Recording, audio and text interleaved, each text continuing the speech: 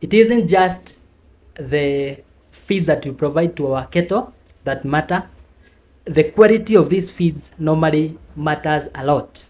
This applies majorly to the protein sources, the so-called the seed cakes or the oil seeds. You know, there has been a buzz around this, and it doesn't mean that you have to go directly towards you know, using them as they are, because they have to be passed through various processes so that they can be fit for consumption by your cattle. And the reason for this is because their digestibility is normally poor. For example, even sunflower seed is actually very digestible in dairy cattle. It could be good in monogastrics, but in that case I would be talking about poultry, because they have that capability to digest a lot of oils. So having said that, I want to highlight a few things and a few cautions that we should always be very keen on when making our dairy meal. And this has been really a big challenge, and I have decided to talk about this following a question from one of my clients who have been using canola, has also been using cotton and also sunflower. But the only mistake that we found was using them or they aren't processed, because as I've just mentioned, they have got some effect on the digestibility of these feeds. So to start with, canola, soya, cotton, sunflower, they are very good sources of protein, but there is a caution to that. And this is when it comes to their stage of processing. When feeds are processed, and these oil seeds that I'm talking about, they can either be a meal or a cake. Cakes are normally obtained through pressing. Meals, for example, sunflower meal or cotton meal or soya meal, are obtained where this oil has been extracted from these seeds through use of chemicals.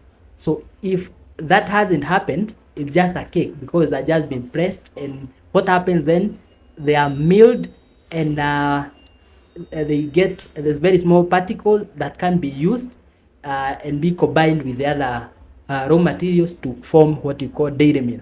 I hope that we are together up to that point. So that's the first thing. Therefore, it is very much important to have these oils extracted from the seed so that it can be useful in our cattle. Maybe someone could ask me, and why do we have soya full fat? Soya full fat is used in finishing pigs. That's the best application that you can use it. Some people would use it for bulls, but of course digestibility is very poor, so you'll just be wasting your money on the same. Then someone else could say, you know, soya seeds are very beautiful, they are good looking, and we also hear that they have got very high protein content, up to 23%. Yes, for poultry, but not for cows. For cattle, you can either use soya that is roasted, because again, apart from that, they have got also what we call anti-nutritive factors that inhibit their usability in an animal's body. So you should make sure that the feed that you are providing to this cattle, if you are going to use soya, use roasted soya, the one that has been deoiled in the first place and also cooked. Then the other thing is that when we are talking about sunflower is much okay. It's actually a very good source of bypass protein. And then cotton as well. But for cotton, we should always use decorticated cotton. That is the best. You have got the one that is not decorticated. It normally has got a lot of fiber, which are not good. They are not digestible in our cattle, and therefore we just form lumps, and that could cause hardware disease. Therefore, make sure that you are using decorticated cotton, sunflower that is Breast is actually very hard to find the meals I'm talking about, the ones that have been passed through chemicals to extract the oil. But just in case you happen to find them, they are also very good. Then I have also put a caution on rapeseed or canola.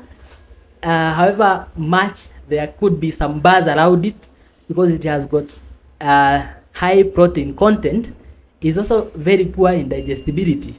I think you can I will attach some more resources in this video to explain further on how you could be going about this, and the reasons as to why I'm talking about using protein sources that are have got high digestibility. They are going to be cost effective in your case, and furthermore they are also going to give you more milk. You see, if you don't have enough bypass protein, someone else said the other day that animals aren't designed to digest what we call proteins, but maybe that is ill-advised because animals normally make their own protein actually. So if you see a buffalo grazing allowed, they aren't consuming anything that say could talk about it having very concentrated proteins. Their rumen are in a good position to produce what we call single cell source of protein.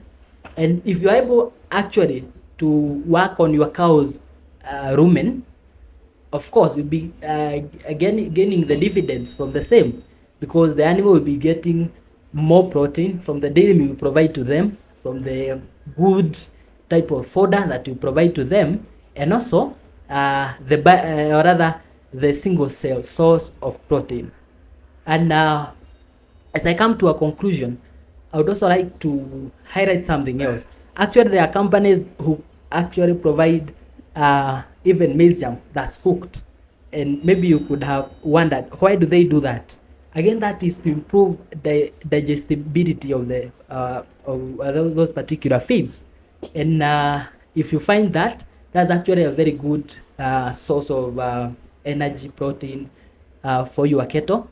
And when it comes to utilization of protein in your cow, remember that when your cow is being milked, she requires a lot of calcium, protein, a lot of minerals, and all these you are going to be found in very well balanced types of feeds. Therefore, make sure that you are working on your feed sources. Make sure that you are getting the same. And on that note, I would like to highly recommend use of our own protein sources. We have got Transpro used for steaming up 18 days before calving. Make sure that your cow, on top of the dairy meal you are going to provide to them and the dry mineral leak, make sure that you add 2 tablespoons of Transpro 18 days before calving and 36 days after calving. Then, in case you have got a heifer that's failing to show heat signs, we have got Fertility Plus. And Fertility Plus is really helpful in ensuring that your heifer comes on heat on a timely manner. These heifers that have actually reached the mature body weight, but they aren't showing heat signs. We also have got Dma Plus for calves that are 3 to 12 months of age, but you are finding them that they are having rough coats, they are unthrifty, they aren't growing at the right pace. The solution for that is Dma Plus. Dma Plus for 3 months. 1 pack lasts for a whole month. It's very economical. Then finally we have got Booster Plus. Booster Plus is the solution for helping you realize your cow's full potential. In Restore Plus, which is a do-it-yourself program, which you can be able to do at your farm, execute the same at your farm, you will be able to use Booster Plus to ensure that your cow actually regains the body condition, increases on her yields, and the milking cow also comes on heat at or rather on a timely manner, doesn't suffer from silent heat, because this again has been a very big issue. Animals failing to show heat signs, taking you for more than 3 months, 2 years, is actually unimaginable. it's actually costing you a lot, and a lot of time, wasting your money, wasting your feeds.